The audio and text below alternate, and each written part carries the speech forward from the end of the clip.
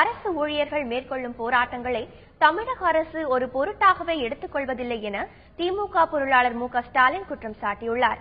4ஆம் கட்டமாக நமக்கு நாமே விடியல் மீட்பு பயணத்தை மேற்கொண்டுள்ள மு.க.ஸ்டாலின் சென்னை வியாசர்பாடியில் அரசு ஊழியர்களை சந்தித்தார். அப்போது பேசிய அவர், மகளிர் சுய உதவிக்குழுக்களில் உள்ள பிரச்சனைகளை களைய வேண்டும் என கேட்டுக் கொண்டார். அரசு அலுவலகங்களில் காலி பணியிடங்கள் நிரப்பப்படாததால் ஊழியர்களுக்கு அதிக பணிச்சுமை ஏற்பட்டுள்ளதாகவும் ஸ்டாலின் சுட்டிக்காட்டினார். ஆசிரியர் தகுதி தேர்வை ரத்து செய்ய வேண்டும் என வலியுறுத்தியுள்ள அவர், ஏற்கனவே நடைபெற்ற இந்த தேர்வில் வெற்றி பெற்றவர்களுக்கு பணியாணை ஏன் வழங்கப்படவில்லை என்று கேள்வி எழுப்பியுள்ளார். அதோடு அரசு ஊழியர்களின் போராட்டங்களுக்கு தற்போதைய அரசு செவிமடுப்பதில்லை என்றும் அவர் குற்றம் சாட்டியுள்ளார். 20 அம்ச கோரிக்கைகளை வலியுறுத்தி தலைமைச் செயலகம் உள்ளிட்ட அனைத்து அரசு அலுவலகங்களிலும் அரசு ஊழியர்கள் போராட்டத்தை தொடர்ந்து நடத்திக்கிட்டு இருக்கிறாங்க.